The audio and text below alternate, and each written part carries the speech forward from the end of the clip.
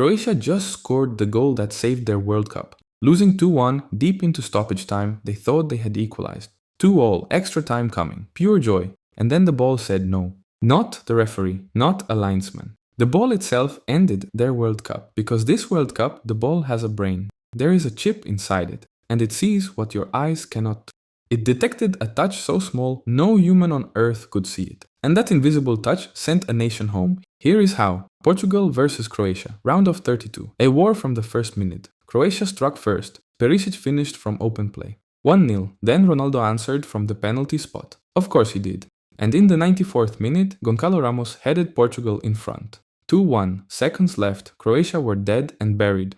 But Croatia are never dead. One last ball into the box. It bounced, it fell, and Gvardiol slid in to score. 2-2, they thought. The stadium exploded.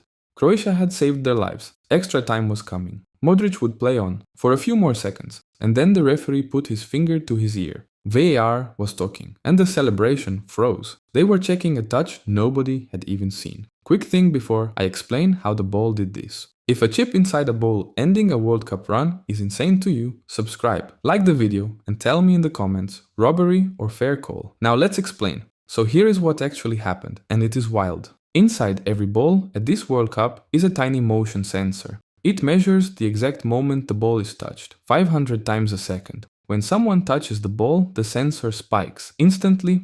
Now, back to Croatia's goal. Watch the sequence carefully. The cross came in, it deflected, and it drifted toward Pasalic. But on the way, it flicked off the head of another Croatian, Matanovic. That flick was almost invisible. But the chip felt it, and that tiny touch changed everything. Because of the offside rule. When Matanovic touched it, Pasalic was standing in an offside position. So the moment that flick happened, the goal was already dead.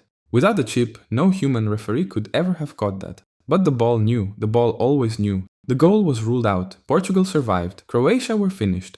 And this is where the whole thing explodes. Did Matanovic actually touch the ball? Nobody could see it on replay. The player swore he never touched it. The fans were certain too, but the chip said otherwise. And the chip does not argue. Croatian fans threw bottles onto the pitch. The anger was real. Here is the deeper question. Do we trust our eyes or the machine? For 100 years, football was decided by human judgment. Now a sensor inside a ball can overrule everything you feel.